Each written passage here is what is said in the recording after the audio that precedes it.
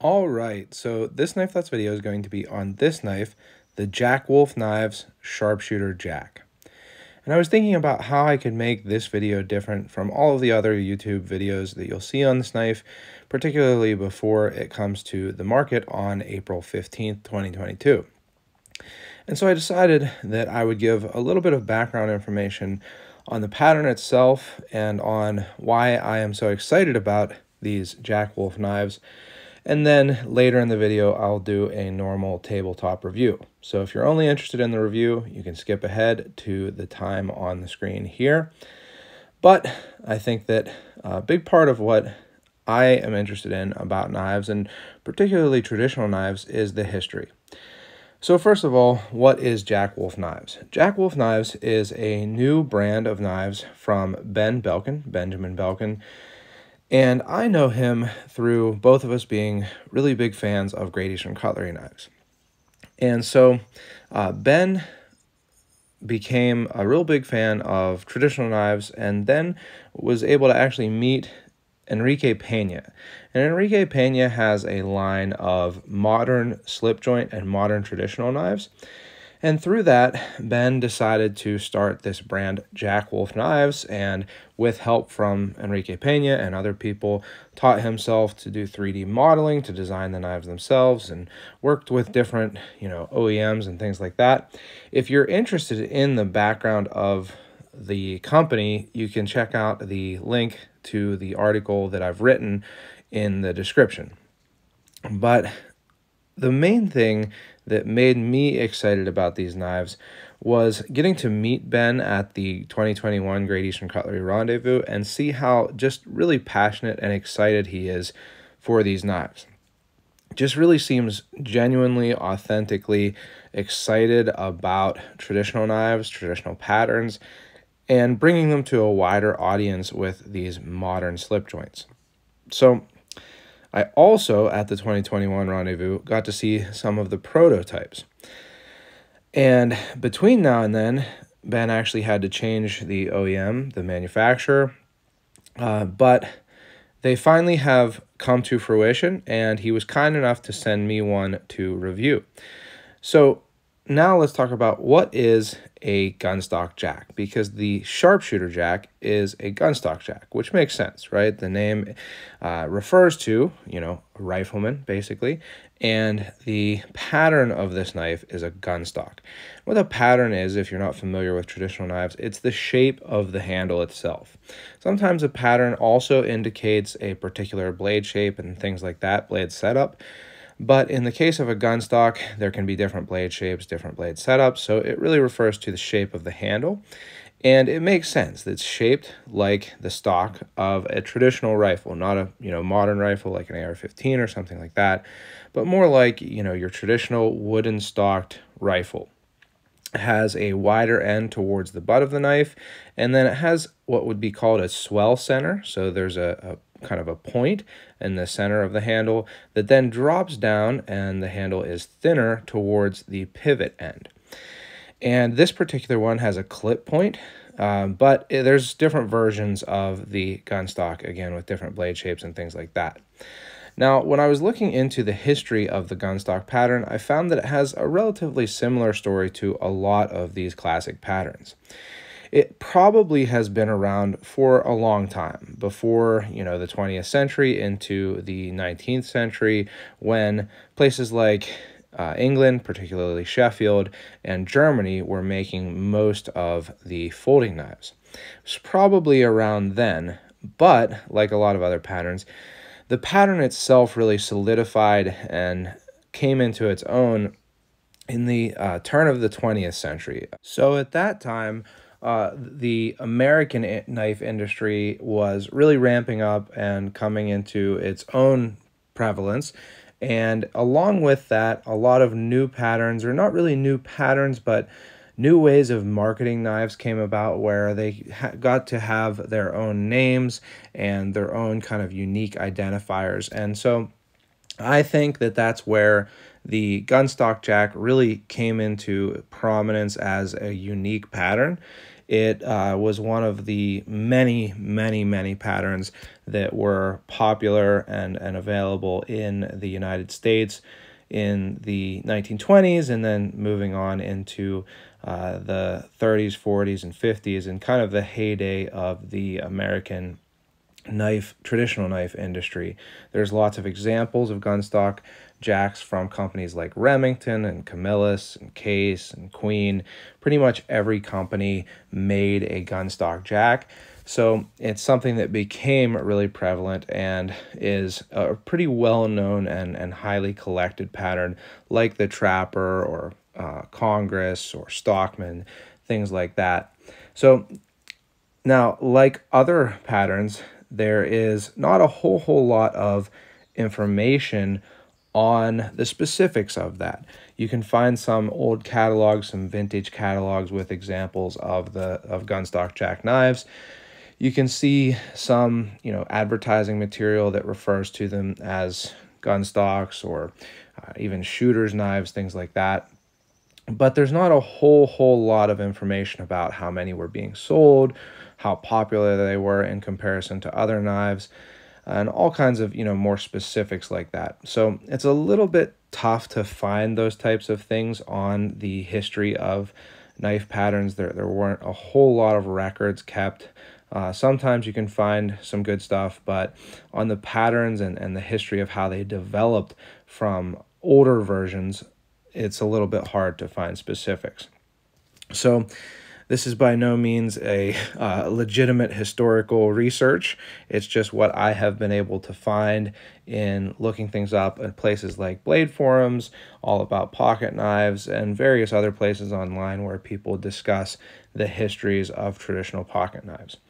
So one thing that I really like about Jack Wolf Knives is that he took a lot of these older patterns like the gunstock jack and modernized them, made them really look good in the design, in the shape, and made them in a way that they could be manufactured with these modern materials and construction and still have a traditional look. To me, when I look at this Sharpshooter jack, it looks like a traditional gunstock knife to me. It has the same shape, really classic lines, a great clip point, and even with the titanium bolsters and the canvas, the green canvas micarta covers, it really looks like a traditional gunstock jack to me. So I really appreciate that Ben took the care to honor the history of this pattern while bringing it into a modern construction knife. So before we get into the knife itself, I wanted to talk about the packaging. As I've said in some of my other videos, I think packaging really matters. When you're buying a knife in this price range, above $250, you're buying the experience as part of what you're paying for also. Getting the knife, opening it, all of the kind of accoutrements that go along with the knife itself. When you're buying a knife in this price range, it is not purely for the utility of the knife. Don't let anybody fool you that that's the case. So with that in mind, I think that packaging is important. What it's like when you open it, and then what you can store it in if you do store it. So here is the box. This is a really nice matte finish to the box, and then it's actually a raised embossing on the logo, which I think is really cool. And then here on the side, Jack Wolf Knives. I think that this is a great thing to put out as the first thing that you see when you open the box itself. You see this here, because I think that that's what really shines about Jack Wolf Knives, is that they're modern interpretations, but they do have that timeless design, as I mentioned earlier. Then there is a tag down here, Sharp 01 green, made in China, and it is in green canvas micarta. Then on the back here, there's a little write-up. I think that that's a nice thing. As I mentioned in my unboxing, this might be a callback to the tube write-ups that a lot of gradation cutlery knives have.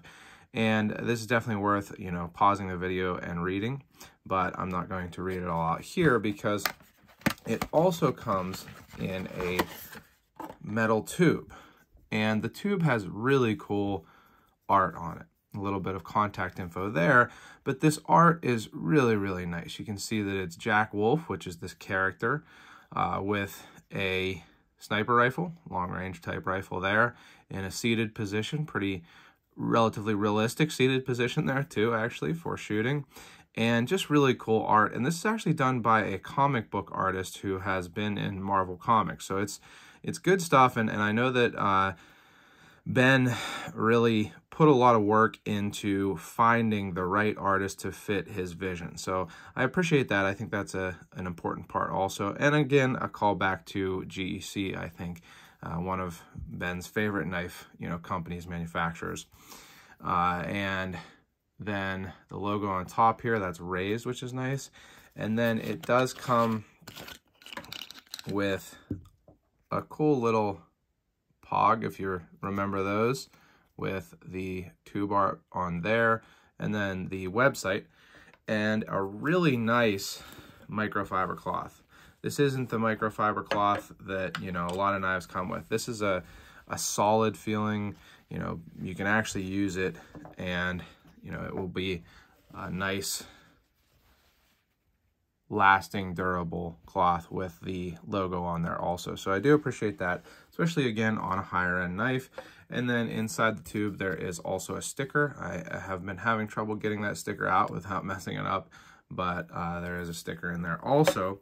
And then another nice thing is that the knife actually comes with a very nice leather slip. Now, I'll say right off the bat that I am really just not a slip person. I appreciate them. I appreciate the artistry and craftsmanship that goes into them. And I know that it's smart to carry your knives in a slip, especially a more expensive knife like this or something that can be a collector's item. But I just am not big on carrying in slips. I didn't carry this knife in the slip most of the time that I carried it since getting it. I've had it for coming up on 10 days now. And I just have carried it loose in my pocket most of the time. But it is a really nice slip, seems like good quality leather and well stitched, and again, the logo on there. So I do appreciate all that good packaging. But moving on to the knife, I mean, just to put it out there, this is really nicely made. In my unboxing video, I kind of noticed some slight gaps on the covers, and I think that was just the lighting. I don't know, if it was something where I was imagining it or the lighting, but I want to try to show this really close up here if my camera will focus, and show that the fitting really across the board is really nice on this. If there's any gaps, like right here, I think that it's more the material of the micarta. It is really up against there.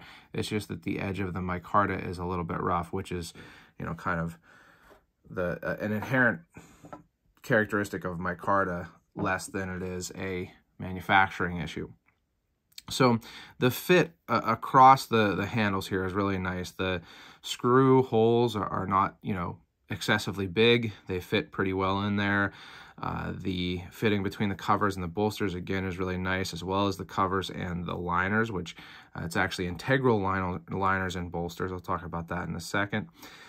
The chamfering of the edges, I want you to see that here, and then the threads, these lines here on the bolsters are all just really well machined and just really crisp. I would call it crisp, but not sharp. So really well done. I'm impressed with it. I'm going to show you some comparisons to some other modern slip joints here also. But first, let's talk about these covers. So like I said, the liners and bolsters are an integral piece of titanium. So it's two, it's not integral across the whole knife, but the bolsters and the liners are one piece of titanium. What that does is it allows for more threads so that the screws can, lock in better to hold the cover materials down. I also think that it probably allows for less machining, so a little bit, saving on the machining there.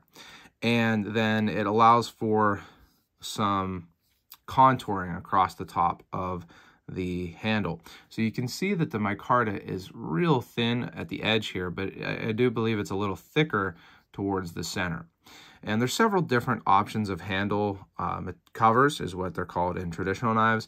Green micarta, natural micarta, a fat carbon, and I'm sure there will be more in the future. But This green micarta looks really good and feels good also. It does have some texture to it, which is always nice, and just a good looking handle. Now, one thing that's a really big hallmark in traditional knives of a well-made knife is how the spring sits.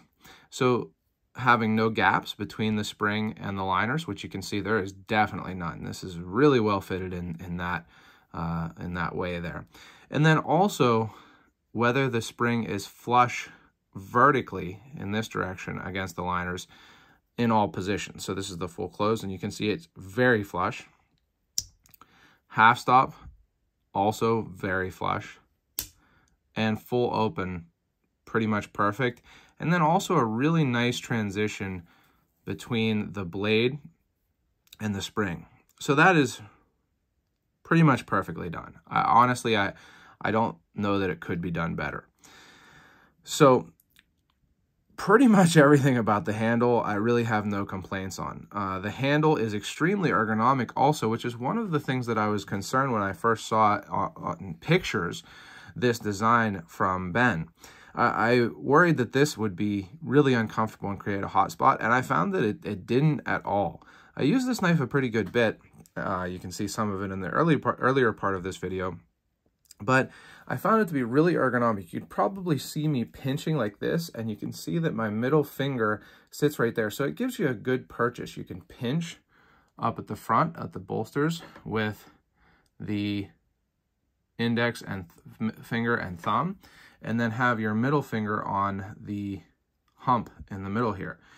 Or if you're using more of a, hammer fist or whatever style grip, you can have your two fingers, your index and middle finger, up in this higher area here, and then the ring finger and pinky finger down here. And I definitely can get a full 4-finger grip. I've got wide, kind of chubby fingers, but very ergonomic. I really have no complaints on the ergonomics of this knife either, which again, I was a little bit concerned about, but really well done. I don't know if maybe Ben's hands are similar size to mine, but if you have any hands, anything similar to mine, I think that this will fit your hand well. Now, moving on to the blade. The blade is M390. So it's a really high quality steel. It's definitely considered a super steel, one of the higher end steels that's available, even though there's lots and lots of progress happening right now, and steel is still considered one of the best, if not, top tier. I'd say it is top tier. Maybe there's some coming out now that are a little bit higher, but M390 is a steel that you find on high quality, usually high price tag knives also. So definitely a good steel, and it seems to be heat treated well. I use this knife again a good bit, cardboard, food prep, and just general use, and it seemed to hold an edge well. I did sharpen it, and it sharpened relatively easy as M390 knives go. I did use a diamond stone, but because the edge is so thin, which I'll talk about in a second, it sharpened relatively easily. You don't have to take that much, steel off, material off. So it came very sharp and was relatively easy to sharpen for the steel.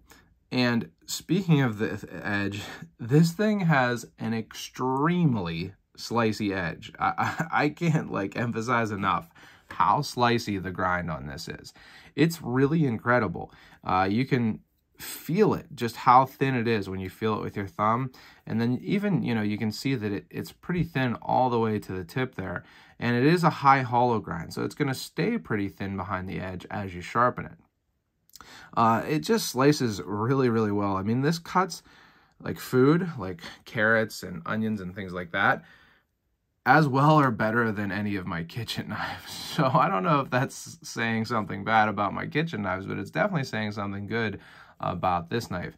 It is very, very thinly ground. So now one thing is, especially if you're coming in as this being your first slip joint, if you're coming in from modern knives, that means that you have to, use it intentionally. Use it to slice. Do not use it to pry. Don't pry with the edge. With an edge this thin, it could break. In fact, and I don't want to, risk anything here, but it's so thin that you can actually see some flex in the blade just from pulling a little bit. So really, really, really nicely done on the grind. That's one thing that I love about traditional knives, is that they tend to have thinner grinds than modern knives. And so it's really nice to see that on a modern traditional like this. Now you can see that it has kind of a satin finish to it, but it's well done. It looks rougher than it is. It's pretty smooth there. This swedge is really nicely done. I love the look of the clip point itself. It's a really, really well done clip point. I think Ben has an eye for, you know, making the blade shapes. And the grinding, the nail nick is another thing. I was really pretty amazed at how crisp this nail nick is. It's something that even with modern machinery can be difficult, and they did a really great job of it. And then there is a stone wash on the flat of the tang. So that's an interesting kind of dual tone look to it. So really the blade is well done. Now moving on to the action and the pivot, it does have washers. So you can see there's some space there. There are washers in there, and it is really, you know, well fit, tightly fit. There's no blade play at all. It is very, very solid, and it has great walk and talk. So I want to just, you know, kind of stop talking for a second and show you what this looks and sounds like with the action.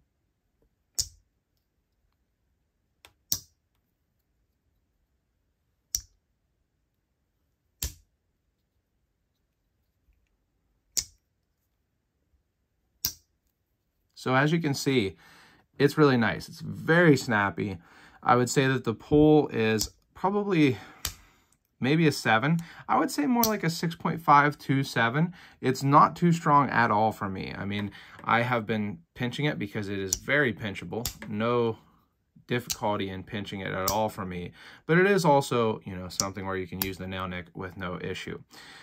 Now, it is tightly fit. It did get a little bit gritty at one point, but all that I had to do was add some mineral oil to the pivot, work it in, and it went back to super smooth, nice and snappy, as you can see. And I haven't had any issue beyond that. Just, you know, adding oil, like any good slip joint, like Charlie Companion would say, oil the joint, and you should be good to go. Now, it's also very well centered, as you can see. Pretty much perfect. And one thing, if you watch my videos, you know I hate a proud tip, and I have bad luck with getting proud tips. One thing that I really like about this design also is that this tip is, you could sharpen this knife, I mean, pretty much to a stub, and it's not going to have a proud tip. I love that. I think that that is a great design choice by Ben. And you can see what I mean here, that this tip, because of the swoop, you know, the long gradual swoop of this clip point, it doesn't sit above the handle until right about there. So you could sharpen this thing and sharpen this thing and sharpen this thing, and it won't have a proud tip. So I really like that. Now, it does not have any blade wrap at all. You know, again, I've been closing at full intensity, but you can see no blade wrap at all.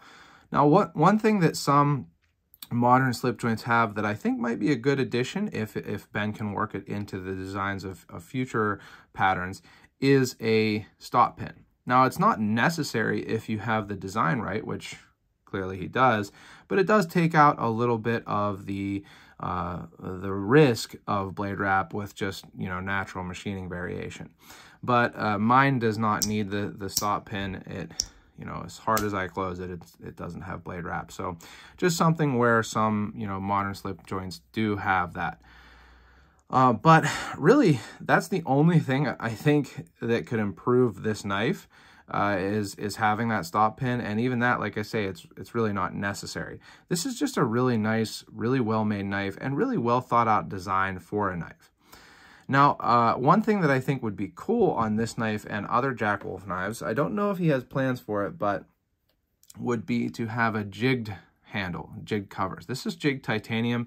It's kind of a sneak peek at this knife. This is the traditional pocket knife C. Reisner Cutlery Ohio River Jack, which I will be doing a video and or article on soon. This is from Traditional Pocket Knives, which is one of the dealers for Jack Wolf knives, but also is coming out with this modern slip joint. And I love the look of this jigged titanium. I think that Ben's designs would look really, really great with that also. The other thing here is that this is an example of a modern slip joint that does have that stop pin. Now, Ben was not able to, or is not able to, share who the OEM, who the actual manufacturer is of this knife. It is not Re8. We know that because originally he was going to use Re8, but the lead times were too long, so he found a new OEM. And I'm not sure who it is. It is a Chinese-made knife. One thing in traditional knives, they say read the knife, not the tang. And I'm just not familiar enough with Chinese knife manufacturers to know who it might be. I will say that I don't think that it's the same manufacturer that's making this Ohio River Jack, because just some differences in finishing, as well as the clearly different green micarta. But again, I don't know that for sure. And speaking of other modern traditional knives, I want to give you another comparison, which is the lion steel knives. So there's several different lion steel patterns that they're making as modern traditionals. This is the Dom, the Collector Knives exclusive. And it's just a good example because there's some big differences in the construction. This knife also has a stop pin, but you can see that this is a linerless, a shadow pattern, as it's called in traditional knives, but you can see that everything is rounded on this knife. So the back spring and the the spine of the knife, and then the handle. So there's some kind of mismatching there. It doesn't match up perfectly. And that's kind of one of those things that sets these Jack Wolf knives apart, is that these are individually finished. So it doesn't need any of that rounding. It's actually hand finished so that each knife fits together with its own part. It's not like you could take, one sharpshooter jack and take it apart and take another apart and put them back together. You can't really do that because they are hand finished to fit together this finely. And speaking of that, Ben does suggest against taking this knife apart. Of course, it is disassemblyable, if that's a word, but it's something he suggests against doing, and it's not something I, am big into. I know a lot of people really like taking their knives apart, but especially slip joints, not something I'm particularly interested in. So that's just something that does set it apart, I think, is that it is so finely finished and so individually finished, and just a really great knife. So I have really enjoyed getting to check this knife out. I really appreciate Ben sending it to me for review. I've been greatly looking forward to his designs coming out. He's got a lot of other designs, so there's a lot of, different knives coming from Jack Wolf Knives. I'm really excited about a lot of them. I've been really enjoying carrying and using this knife, and I think I'm going to continue enjoying carrying and using it. Now, these are going to be going up for sale on April 15th. So definitely, if you want one, check them out. I don't know how many are going to be made. I don't know what all dealers they're going to be at. Like I mentioned, they are going to be at Traditional Pocket Knives. Ben will have them on his site. And I believe I saw that, I'm not 100% sure of that. So the ones I know are Traditional Pocket Knives and Ben's site, but there are a lot of other dealers, as well as some of the big dealers that are well known. But check them out. They are expensive. The last thing I wanted to talk about is the price. And that's honestly the most common thing that people mention in comments on my unboxing and in posts I've made about this knife, is that it's a really expensive knife. This knife is $275, and the fat carbon version is a little bit more expensive, but they're pricey. And, it is, to be honest, out of my normal price range. I do think that there's a lot of value to it, though. Like I say, if you appreciate things like the finishing of the back spring, all this machining and chamfering, the design, and really the story behind it, I think that there is value to it. But it is certainly an expensive knife, and something where, you're paying for everything that goes into it. Obviously not just the practicality, even though it is a very practical knife also. Now, one thing I wanted to mention, just a few minutes before making this video, Ben did mention that he has an agreement with the dealers that they can't increase the price. They're not going to be, gouging people. So that's a nice thing. Wherever you get it, you'll get it for the same price that other people get it at. And I don't know how many are being made of each pattern, so I don't know how quickly they'll sell out or how exclusive they are, but something I have loved getting the chance to carry and use. And if you pick one up, I hope you enjoy it also. I also hope you enjoyed this video. If you have, make sure you subscribe to the channel and click the bell. Select all so you know when I post new videos.